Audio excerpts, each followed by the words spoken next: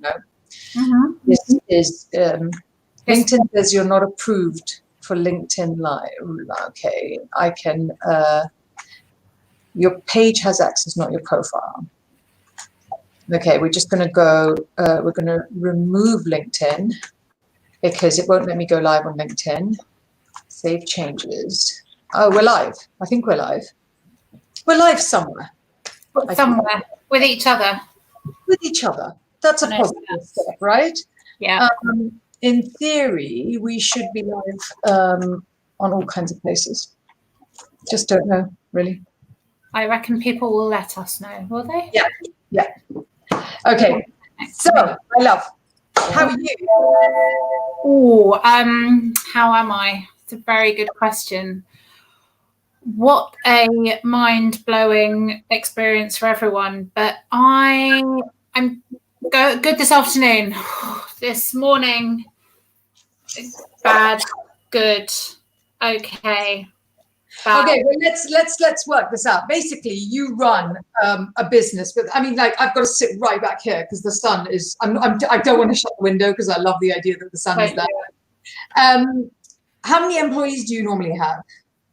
At one point, we were up to 26. Okay, so you have 26 employees, and you have 2 children. 2 children, yes. Husband, who I run the business with. Some pets? No pets, although we were due to be getting a dog in April. Yeah. That's happening. Oh my God, every time someone says something, I think of something else that got affected. And I think, oh my God, what happens with all the breeders? Because they've all got and they're animals still. Yeah, I know. It's crazy. It's literally like every time someone says something, I think of another thing, and I'm thinking, wow. It is just, so you've got this business, so now you've had to overnight pretty much start working from home like everybody. And how has that been?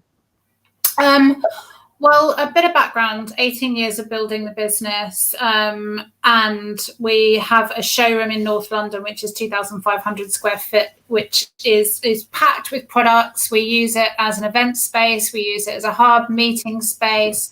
Lots of people hold events there, etc., etc.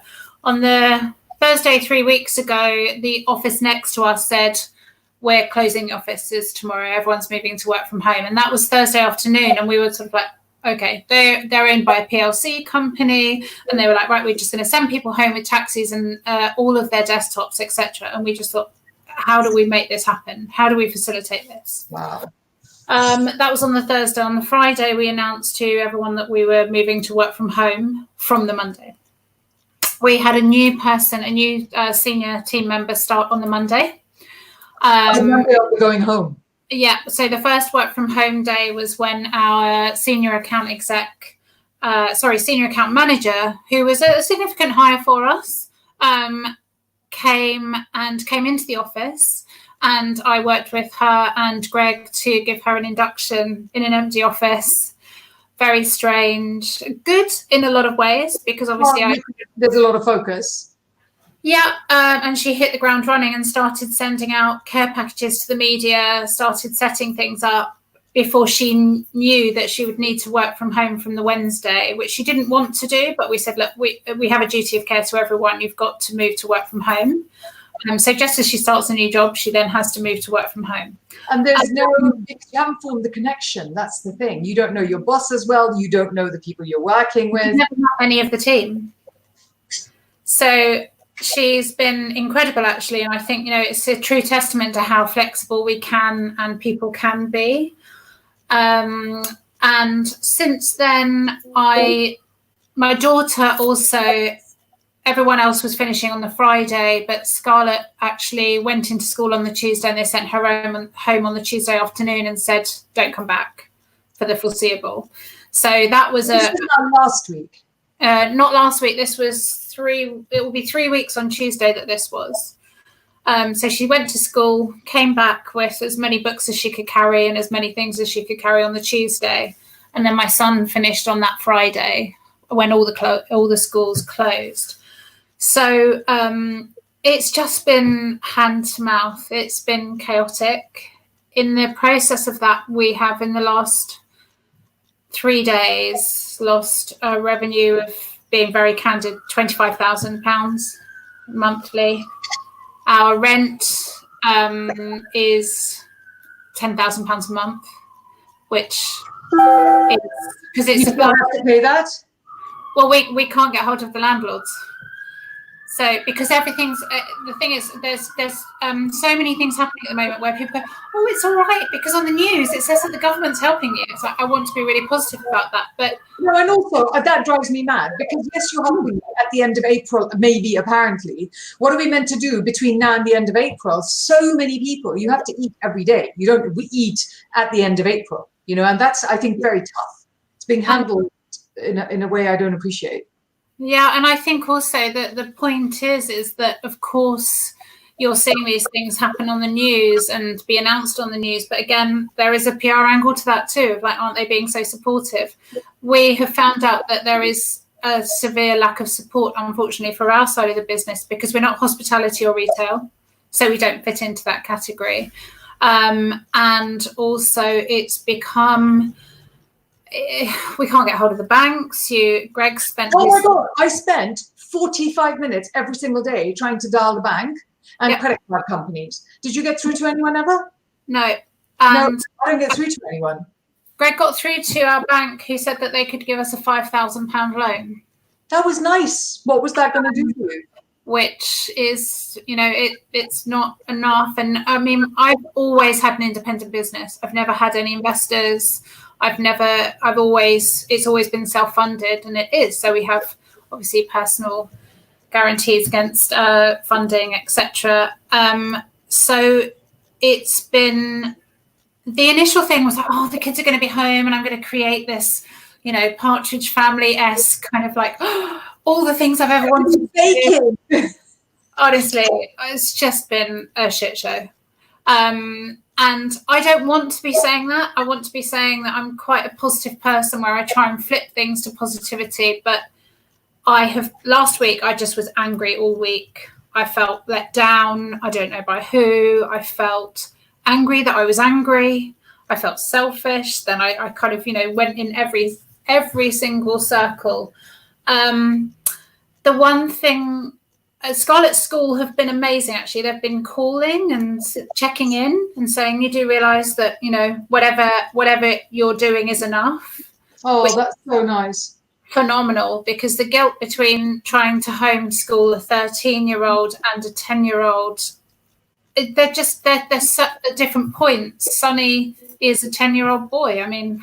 Well, no, but also homeschooling in between feeding double the amount, looking after them and running your business. And I mean, you know, I just to stop you there a moment. The thing is, we're not having this conversation, sweetie, because I needed you to come on and tell everybody how amazing it all was. I said super clearly in the description, we were going to be laughing and crying because I actually think that, you know, people like us and people like you, people like us, we create our economies, we create our workloads, we create our employment. We wake up every single day and think, how do we feed everybody that works for us? How do we pay everybody? How do we make everything happen? And I think that when you're in a place and you're doing that, and for some reason, and I have always been a raving Tory capitalist, till about, I'm happy to say, till last year. And now it's changed. Yes. You know, the day. And now I've turned into, I don't even know what you describe me as, because I'm like, why are you supporting and feeding and not, you're rescuing train companies? Screw the train company. The train company should just get enough to pay its wages, not to be made into and don't nationalize the train company, nationalize us. Because I was like, what do you mean you're nationalizing? It means that you get to pay all of our debts. You get to take over all of our P&L. Do that to all the small businesses and then give it all back to us when we're done. We're the people that keep the economy going. Why are you doing it to the bus company? That was the one. Yeah. Having flares. Well, that's the thing, is that I have always been, I hate the word grafter. I think it sounds really demoralizing. No, true. I've always put above driven, hustling, daily, trying to do more. And not because it's even about financials. You know, I'm not sitting on my own island yet. I won't be for a long time. But just because I think as an employer, but also as a business owner, you do have a responsibility to run a responsible business.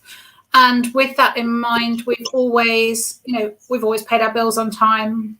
We've always paid people fairly. I haven't had free interns / work experience for a long time. Well, I tried that with my kids, but they fired me, so that didn't work either. But yes, no, I agree, because you try not to take advantage of people.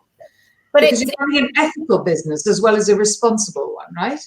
Yeah, and this week we've had to have them. I was crying this morning on the Teams. We use Microsoft Teams to communicate, and it's demoralizing. But I'm addressing the team and crying and saying, thank you for going through this. We've had to do big salary cuts. We have, and that's very much not Greg and I. Greg and I haven't been paying ourselves in any sort of capacity, because we kind of could see this sort of unraveling. And because you could see it from around October, November last year. You could see with Brexit, and then with the elections, and then it was horrendous for us. So Brexit literally was crucifying our business already, and I just felt that we were in March. We were feeling, sorry, not March, February. It was like new decade. I'm manifesting the shit out of everything. I'm going to be positive. We've got a great team. And it's like being hit by a truck every day. Even today, an hour before this, I got another email saying, I'm sorry, we're going to have to pause for 3 months. And contracts that you then have to pass on. At what point do we say to our teams and our staff, well, we're being paused in terms of the revenue coming in, so we have to pause you. We've had to lay someone off for the month of April. It's just, there's a huge amount of shame at the moment around shame, guilt, anxiety, sadness. I've actually written them down here. Anger, loss of control, sadness, frustration, and powerless. I feel like, and the annoying thing is, at the moment, the pattern we have is that Greg and I have hit that desperation stage, which I know we shouldn't do, of the harder I work, the better. Yeah, it doesn't help. It doesn't, because and also, but it can't be. It has to be affecting your children as well. I mean, to have you both in a place where you're feeling so desperate. So my father ran his own. He was a farmer, which is definitely one of the more unstable industries in the world, and we sort of grew up in a feast and famine type thing, and then he moved from there and set up his own business, and it became a different thing. But I remember clearly that when my father's business wasn't going well, or the farms weren't having the right crops, you felt it, didn't you?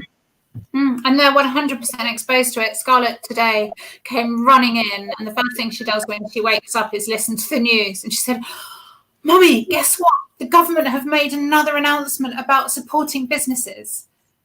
And I didn't know whether to rain on her parade or not. Feel shame, because I just thought, you shouldn't even, you're 13. And she's giving me, she was developing an influencer database yesterday, and yay. She's doing all these things, and I love it, and I'm so proud of it, but I'm also quite ashamed about the exposure. Oh, this is when I cry. Sweetie, why are you ashamed? I know that, and just as the perspective of a child of somebody who ran their own business, right? What that did for me is that when that came to me having a crisis, when my world fell apart, when I had 3 small children and nowhere to live, and in theory, I thought, having been brought up extremely well off, I kind of thought, actually, I've been brought up extremely well off. I'm like, I wonder what would happen if anything bad ever happened to you type thing. And I remember when the shit hit the fan, I was incredibly resilient. But I was resilient because that kind of stuff had happened to me. You have to allow your daughter, I love you, you're my friend, you can tell me to fuck off and be my guest. But speaking as somebody who is a coach, you have to allow your daughter to have her version of her experience of this. You do. Yeah. And I think that's the thing that, I'm flitting between, is that it's just, the exposure that they're getting in terms of awareness of business, awareness of, I guess, that sort of self-motivation as well. You know, that last night I went to bed just feeling like I wanted to put the duvet over my head and just, I don't mean not wake up in obviously very dramatic senses, but I was just like, oh, sorry. It will just go away. And this morning, literally, it was like, scoop myself up, get in the shower, put the, you know, kind of the face, not the face on, because I didn't put my face on until just about 20 minutes ago. But it did make a difference. And I did say to Scarlett and Sunny this morning, like, the one thing that we do, and the one thing that has been my absolute non-negotiable, is Joe Wicks in the morning. Good. It has been life-changing because it's an anchor for our day. It gives you a schedule, it gives you a system. Some rituals are one of the 5 pillars of every single coaching I've ever done, because it actually is the thing that provides. Okay, so everybody's experience is not your experience. So everybody has to choose the experience they have, whether it's your child or whether it's your employee, right? Yeah. And that is just actually the reality of it. There is no other way to understand that. Having said which, my mother and my brother, who are living alone in a 2-bedroom house, both rang me and said, can you come? Because I think we're going to kill each other. And so I had to stand at the door because I couldn't go in because I'm self-isolating. I mean, my mother's self-isolating. She's 86. And negotiate between 2 grown-ups. And I was like, I have 6 meetings, I've got to do this. And there was a place where I felt like going, you're choosing your experience, and slap them both. But I couldn't, because that's wrong somewhere. I know there's a book that says that's wrong. But it is hard. I know that. But there is also a place where you, as women, we always take on everybody's shame, everybody's guilt, everybody's pain, and everybody's emotion. And if you're an intuitive and you are also somebody that has a high energy platform, you're liable to pick up everybody else's energy. So it's something that you have. Why Joe Wicks probably helps as well is that it keeps your energy pathways working. So the movement keeps you clear. You've got to be really aware that you have your strength is going to be your success, your inner strength. And that is clarity from shitty emotions, which are not going to help you. Yeah, and I think that is, you know, that is really true. And I've really gone down. I've gone through the very shouty phases, and then the guilt, then the shame, then the anger, then the resentment. And I think it is because I'm absorbing everything. And, you know, even every post I see on Instagram, every bloody WhatsApp group, they are driving me nuts. You've got the random ones over here going, the world's going to end. And then the ones over here going, look how many people are dying. And I'm like, okay, mute. And it's funny because I think the thing that I think is adding to so much load, mine and everyone's, is that there's this whole open highway suddenly of people going, come to a virtual pub night and come to this and do that or do the other, or you should do online yoga 16 times a day and this, that and the other. And it's like, I can't do it all. You know, so I think that's something that I've found overwhelming, is the online classes for children is making me, I know they're there to help. I can't even get there at the moment with them though. I'm just like, oh, how do I edit this out? Can they go in and do them themselves? Yeah, we've been doing a little bit of that. I mean, obviously, I think you saw my Instagram story earlier on of like Sonny doing his literacy and geography around the lounge on the Segway. He was moving. Yeah, and that's the thing. I've got to retrain my expectations of myself. I think you do. And it's not even, and I'm really pleased you didn't say lower them. I'm really pleased you said retrain. I also think that you have to remember that, I mean, I grew up in a dictatorship, right? So I grew up in a place where you just had no bloody clue one day to the next what was happening and what wasn't happening. And I like to say that actually, I'm here, you know, kind of like here, functioning, moving. But it's I'm going to say something so irritating. Forgive me in advance and remember how much you love me. It's actually just character building. He's always going to know how to fucking read and write. He is. I swear to God, there's no way he's not going to know how to read and write. You know that. He's not going to know how to geography. I mean, like my kids are kind of like, school's out, see you in September. And they've all kind of, and there's just a place I'm like, okay, so what is my priority?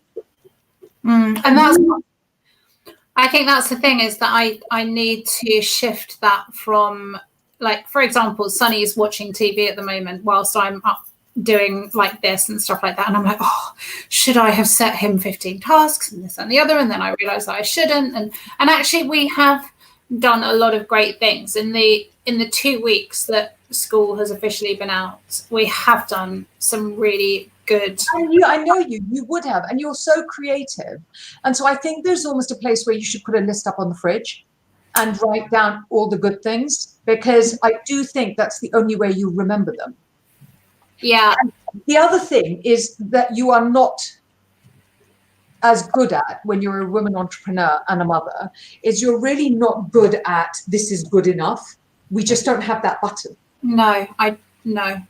You know, we have that button nowhere. So if we have that button nowhere, this is the time where I look around and I think, I literally can't do anymore. I actually can't do anymore. And I've allowed that to be good enough. And it is the first time in my whole life. And I thought, oh my God, is that what that feels like? I've never done that. Well, I think that's the thing that, you know, there's a weird part of me that when it first happened where it's like, you can't go into the office. There was a part going, yes. You know, for a moment there was. I mean, I've worked since I was 14 and I didn't go to university. I went straight out to work after my foundation course because I love working. That sounds really sad, doesn't it? But, you know, because I love what I do. No, I don't think it's not even that you love working. You also love what you do. I do. I really I love what I do. Yeah, and I think for the same reason. But there was an element of me thinking, well, I didn't really have maternity leaves as such. I didn't. Well, you run your own business, so where were they coming from? Yeah, so it was. I've never had that. I've never had a sabbatical. I've never had any of those things. So there was an element of me go, oh, well, you know, if it's taken out of my control. But then the flip side of that is you then go, oh shit, no, the work still has to be done. And so I think we're still in the early stages. That's what everyone's saying. You know, that's what I have to take from it. But I do find myself then going back into, but tomorrow we'll theme the day and we'll have a Mexican night and then we'll do this and then we'll, you know, I'm constantly thinking about to create. How's your diet going? I've been pretty good with my diet, actually. I think, you know, it's all working actually really well. I think, you know, everything's, sorry, I've got someone at the door. I mean, in the middle of this, seriously. So my son, I think it's one of our Scarlett's teachers dropping off some books. You know, but that's happened to me on every live I've done in the last 2 weeks. Every single live. I've gone to the place where I've had a guest and I've gone, could you just keep talking while I go and answer the door? I've literally done that because it just is that way. And what can you do? We were doing a live and the cats came and literally sat here. Is someone coming in now to say, is that the teacher at the door? Yeah, Miss Mine. Oh, could you just let her drop the books off and say thank you so much? See? It's really happening, guys. It's okay. It's life. So how's your food going? Just to go back to that. Food, I'm good with. I exercise and food. I'm actually feeling quite focused on. Hooray! I'm obviously drinking probably more than I should. I have to say that on my way back from my mother's yesterday, I was building the gin and tonic in my brain as I was walking home. And, you know, for me, it's funny because Greg walks through the door and he gets home at about 6:30 at the moment. And is he going to work? Yeah, so he's going into the office, which is actually making it a bit more complicated, but also probably good in a lot of ways. But yeah, because I'm going to ask, that was my next one. I was like, how's it going with the relationship? But if he's going to the office, then that's working. It's actually... That's unusual because usually you're the one going in all the time.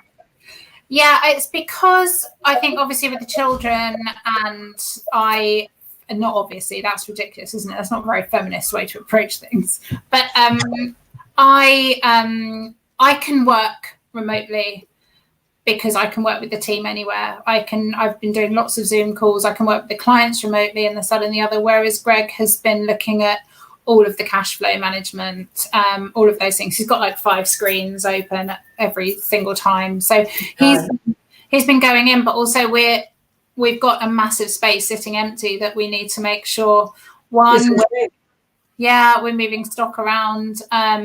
We've brought our showroom back home. So he's been going in and bringing samples back, which we're still sending out to the media and influencers and everything as and when we can.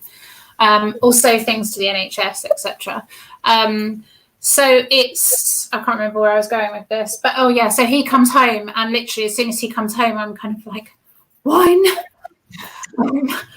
Because it's not even the wine, it's this, okay, the day has changed now. I was going to say that it's drawing the line between the work day and the non-work day. That becomes, and alcohol becomes that thing that you can use to do that. Yeah, but I'm quite keen to shift that at some point based on the thing that I do that's really, really useful is I just drink one day and don't drink the next day, and it's just inviolable. I do one day where I drink, one day where I don't drink, because I found I was having a glass of wine, and I'm a crap drinker, but I was having a glass of wine every single day, and then the kids discovered cocktail shakers, and they were like, let's make you a martini, and I couldn't move the day. I was like, okay, we need to bring, and so my general rule has always been drink one day, don't drink one day. And I'm not forced to drink on the drinking days, but I absolutely never drink on the non-drinking days. So if you put that in, it kind of gives you a rhythm, and you feel a bit better about the whole thing. You could try that. Yeah, and I think that's a really good point, because I'm quite, I'm really happy with how we're going with everything, and just generally in terms of well-being. I'm cooking. I love cooking. I really love cooking. Oh, I wish I did. I'll cook for you next time we see each other.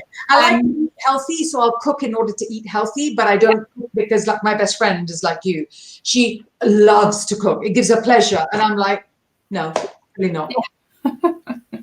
So that's been a really good thing, actually, because we've been really focused on meal planning. Obviously, Scarlett turned vegetarian in January, so I've essentially stopped eating meat really as well. Yeah. And all of those things actually are the positives as well, and that's creating again some form of routine and focused on the food and things like that. And I think, I'm just trying to use this as an opportunity to, I guess, re-engage with a different type of routine. I do work long hours, as you know, if I'm in the office, or in the office, then home, and then working again. So it is changing the dynamic. I think I just need to, I wish I'd had time to prepare, which I'm sure is everyone's thing. But also, I think the thing is that A, life doesn't work like that. But B, what important to remember is that when you're in a situation like this with enormous amounts of pressure, the parts of your personality that come up are the parts of your personality that you hold under the most suppression. Yeah. So, like when you were angry for like the whole week, or whatever, or the guilt and the shame thing. There is just a place where the ones that you struggle with the most, they come to the fore when you're under enormous amounts of pressure. It's the weakest thing that cracks, So it's that on your personality. So it's a really good time to, dare I say, like, release some of that. Yeah, and I do feel that I'm, as much as it's really hard working through things, you do become sort of very pensive, I guess, and you're trying to do the work. Yeah, if you can't go out, go within. Yeah, and I realise that the lack of patience sometimes, if I'm trying to do the maths with Sunny, and I'm just like, oh, you're so slow. And obviously I don't say that out loud, but I'm just like, and then realising that actually it's me thinking, I should have spent more time with him doing maths earlier, before this all happened. And, and I actually then kind of, you start hissing on yourself. So I think it's just figuring out what I don't like and what to change or to address. I think it's much easier. Why don't you just make a list of shit that you're not going to look at?